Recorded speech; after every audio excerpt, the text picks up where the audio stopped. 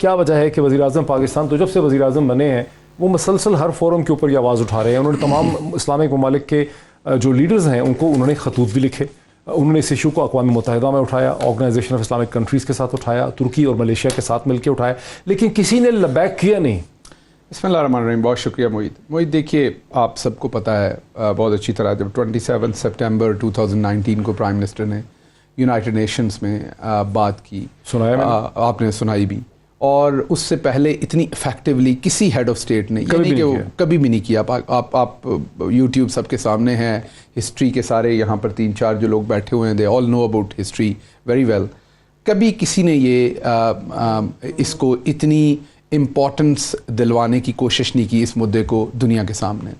اس کے بعد جب آپ کو یاد ہوگا فرینچ پریزیڈنٹ نے کچھ ریمارکس دیے تو اس کے اوپر پرائم منسٹر نے بہت ہی سخت ریمارکس دیے, جس کے اوپر فرانس میں تھوڑا سا اس کا ریئیکشن بھی آیا, آپ کو یاد ہوگا ڈپلومیٹکلی. اس کے بعد پرائم منسٹر نے خطوط بھی لکھے تمام ہیڈز آف اسٹیٹ. میرا سوال یہ سب کچھ کیا وزیر اعظم نے, لیکن کسی نے لبیک نہیں کیا. میں تھوڑی دیر کے لیے ایردوغان کی طرف سے بالکل ٹرکی کی طرف سے ایک اسٹیٹمنٹس آئیں, یا جب پرائم منسٹر تھے ملیشیا میں مہاتیر وہ اسٹیٹمنٹ دیتے تھے, لیکن جتنا پیشنیٹلی جتنا کنسسٹنسی کے ساتھ پرائم منسٹر عمران خان نے فالو اپ کیا مسلم ورلڈ میں کسی نے نہیں کیا. یہ ایشو ہی نہیں ہے کیا مسلم دنیا کے لیے؟ میرے خیال میں ایشو ہے, لیکن یہ ساری جگہوں پر یہ انڈرسٹینڈنگ ہے کہ اس ایشو کو لڑائی جھگڑے سے یا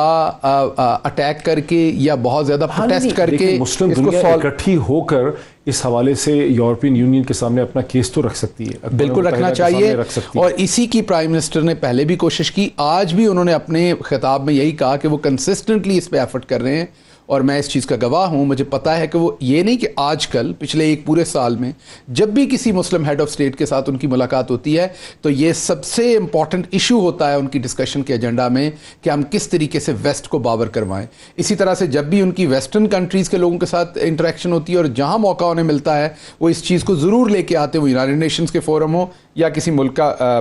وزٹ ہو. اب یہاں ہم کیا کر رہے ہیں؟ ہم یہ کر رہے ہیں بدقسمتی سے کہ ہم یہ نہیں سمجھ رہے کہ ایک چیز ہم اگر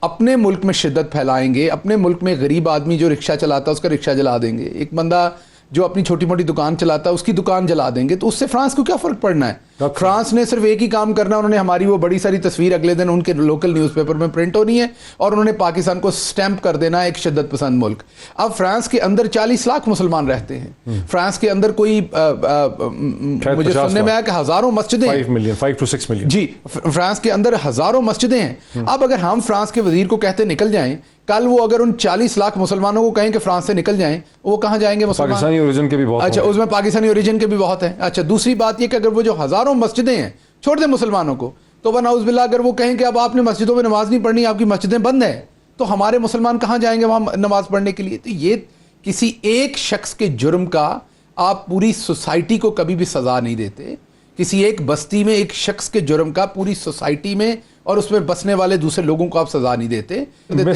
لوگوں کو یہ بات سمجھنی چاہیے کہ دنیا اب ایک گلوبل ولیج ہے. ہمارے پاکستانی آپ ہی لوگوں کے بہن بھائی بہت سارے وہاں رہتے ہیں, بہت سارے, تو اس میں آپ کو بہت ہی ڈیلیکیٹ طریقے سے مختلف طریقے سے انگیج ہو کے کرنا ہے. میں کوئکلی آخری بات بتا دوں کہ یہ جو کل سے جو کچھ ہوا, لارڈ صاحب سے پھر آپ بات کیجئے گا, آپ یہ دیکھیے کل سے جو کچھ ہوا اس میں کس طریقے سے ہمارے ہمسایہ ملک انڈیا نے فائدہ اٹھانے کی کوشش کی گئی. جو ہیش ٹیگ چلائے گئے, بالکل ہیش ٹیگ چلائے گئے, وہ سول وار ان پاکستان کے چلائے گئے, اور وہ 4 لاکھ میں سے 70% وہ جو ٹویٹر اکاؤنٹ تھے وہ آپ کو سمجھانے کے لیے, فیک نہیں, ان ورڈنگ تو آپ فیک ہی کہیں گے, لیکن لوگوں کے سمجھنے کے لیے کہ وہ کمپیوٹر جنریٹڈ ٹویٹ تھے, وہ انسان جنریٹ نہیں کر رہے تھے, وہ سافٹ ویئر جنریٹڈ ٹویٹس تھے, تاکہ آپ, اور صرف جو جماعت ہے, آپ کو پتا ہے کہ اس کے کتنے لوگ تھے, جو کتنے ٹویٹر اکاؤنٹ تھے جو ٹویٹ کر رہے تھے, جیسے ایک جماعت کا یہ سارا ہوا ہے 1200 لوگ صرف, ٹوٹل 1200. باقی تمام کے تمام لوگ جو ہیں وہ یا انڈیا سے آپریٹڈ تھے اور یا پھر چند معصوم پاکستانی جو گیٹ ڈریون ہو جاتے ہیں. لارڈ احمد میں آپ کی طرف آنا چاہتا تھا, لیکن میں کوئکلی اگر اس میں جنرل صاحب کو لا سکوں. جنرل صاحب ہم تو ہندوستان کے ساتھ کر رہے تھے انگیجمنٹ گزشتہ کئی مہینوں کی, اور اس کے نتیجے میں ٹریڈ بھی ہم کھولنے والے تھے, لیکن ذرا سا موقع ملا ہندوستان کی ایجنسیز کو اور وہاں کی اسٹیبلشمنٹ کو, تو انہوں نے پوری دنیا کے سامنے پاکستان کی سول وار, حالانکہ ایک لمیٹڈ ایریا میں ایک جو انتشار تھا اس کو انہوں نے سول وار بنایا, اور یہ تمام حقائق سامنے آ چکے ہیں کہ کیسے 380 واٹس ایپ گروپ اور کیسے 4 لاکھ ٹویٹس جو ہیں انہوں نے جنریٹ کیے کمپیوٹر جنریٹڈ. تو یہ کہاں چلے تھے, ہم کیا کر رہے ہیں ہندوستان کے ساتھ, یہ تو کیا ہو رہا ہے جنرل صاحب؟ Thank you very much. مجھے چونکہ آپ کے اسپیسیفک کوشچن میرے سے انڈین ریسپانس کے بارے میں ہے, لہذا میں اپنے جواب کو یہیں تک ریسٹرکٹ کروں گا. ہندوستان سے اور اجیت دوال کے لیڈ انیشیٹو سے اگر ہم کوئی اچھی توقعات وابستہ کر رہے ہیں اور نریندرا مودی سے ہم کسی ہمدردی اور محبت کی توقع رکھ رہے ہیں, تو پھر ہمیں اپنی پیچھے 72 ایئرز کی تاریخ کو ایک دفعہ دیکھنا ہوگا کہ انہوں نے یہ جو ڈائیلاگ کی ہم بات کر رہے تھے شروع تو کیا 2018 میں,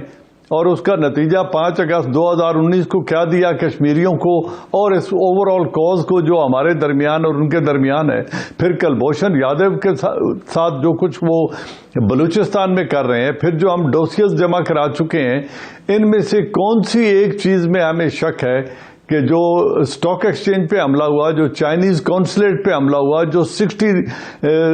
نیٹ ورکس ہیں, ان کے 60 بیسز ہیں جہاں سے افغانستان سے وہ بلوچستان کے اندر دہشت گردی کروا رہے ہیں, تو کیا ہو گیا اوور نائٹ کہ ہم ان سے اتنی محبت کے رشتے جوڑنا چاہتے ہیں, یا اتنی توقعات ہم نے وابستہ کر لی ہیں کہ وہاں سے صرف خیر سگالی اور محبت ہی آئے گی. تو میں سمجھتا ہوں اس کو ہمیں اس وقت بھی بڑے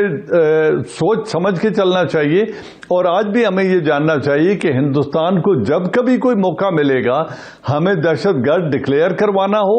یا ہمارے اوپر کوئی لیبل لگوانا ہو انٹالرنس کا,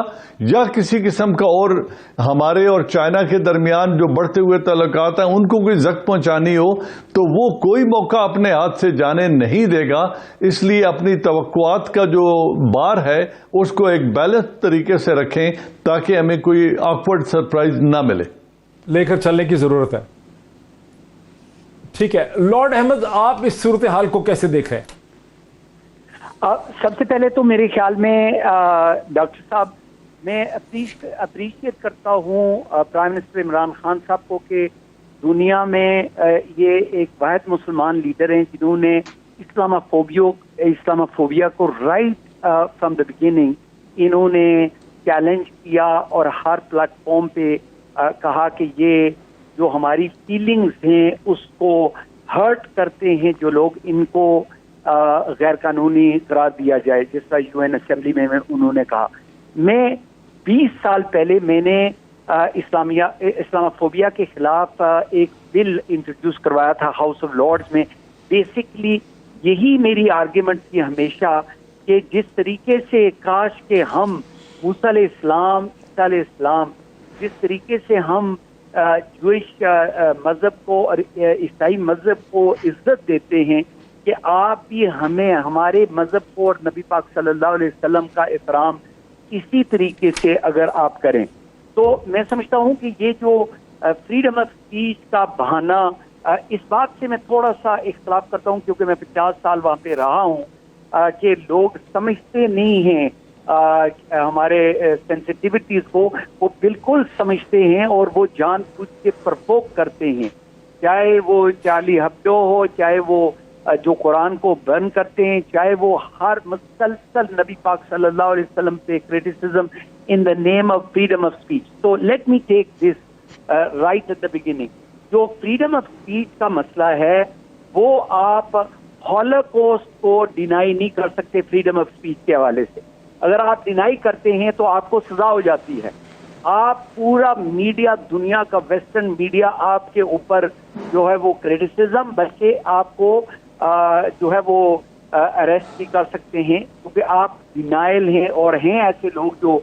جن کے اوپر پروسیکیوشن بھی ہوئی ہے. ایسے ہی مجھے پتا ہے, اور جو تینوں excellent speakers on this particular issue کہ امریکہ میں جو ہمارے دوست بیٹھے ہیں ان کو پتا ہے کہ امریکہ میں کچھ اسٹیٹس ہیں جہاں پہ آپ Armenian massacre alleged massacre by Turkish, وہ اس کو انہوں نے بین کیا ہوا ہے کہ یو کی ناٹ ڈینائی آرمینین. حالانکہ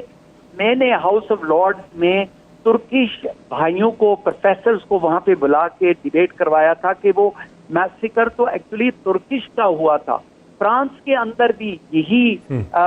جو ہے وہ قانون بنا تھا کہ آپ میں بریک لینا چاہ رہا ہوں. ایک مختلف آپ کہہ رہے ہیں کہ تضاد ہے लॉर्ड अहमद आप कह रहे हैं कि मगरबी दुनिया में एक तजाद है, एक डबल स्टैंडर्ड्स हैं, और ये डबल स्टैंडर्ड्स वो चैलेंज है जिसे हमें हैंडल करना है, लेकिन हम अकेले ही क्यों, बाकी मुस्लिम दुनिया जो है इस पे आवाज़ क्यों नहीं उठा पा रही? इस पर मजीद बात करते हैं एक ब्रेक के बाद। नाज़रीन, इस्लामोफोबिया और उस पर होने वाली बहस और जो रद्द अमल है उसके दो किस्म के डायनामिक्स जो हैं वो हमारे सामने हैं। एक वो अंदरूनी इंटरनल पाकिस्तानी डायनामिक है जहां हमने तशद्दुद के वाक़या देखे, हमने एक रद्द अमल और रिएक्शन देखा, एक मुतालबा देखा कि फ़्रांस के साथ ताल्लुकात को मुनक़ता किया जाए, उसके एम्बेसडर को यहाँ से निकाल दिया जाए। दूसरी इसकी वो डायमेंशन है जहां हमने देखा कि हिंदुस्तान की इस्टेब्लिशमेंट जो है उसने बहुत प्रोएक्टिव तरीके से एक साइबर वॉर का आगाज़ किया और दुनिया को ये बताने की कोशिश की कि पाकिस्तान जो न्यूक्लियर कंट्री है वो डिस्टेबलाइज हो रहा है, एक ऐसे मौके पे जब पाकिस्तान फैटफ की ग्रे लिस्ट से निकलने की कोशिश कर रहा है। इसकी तीसरी एक्सटर्नल डायमेंशन भी है कि फ़्रांस के साथ मुस्लिम ममालिक जो हैं उनका तमाम कारोबार जारी है। तकरीबन 60 के करीब मुस्लिम ममालिक, 50 से ज़्यादा दुनिया में पाए जाते हैं। पाकिस्तान वाहिद मुस्लिम मुल्क है जहाँ इतना शदीद रद्द अमल भी हो रहा है और जहाँ हुकूमत इस इशू को दुनिया के सामने भी रखने की कोशिश कर रही है। बाकी तमाम मुस्लिम दुनिया में कहीं पर भी कोई हुकूमत इतना प्रोएक्टिव तरीके से इस पर रिएक्ट जो है वो नहीं कर रही है।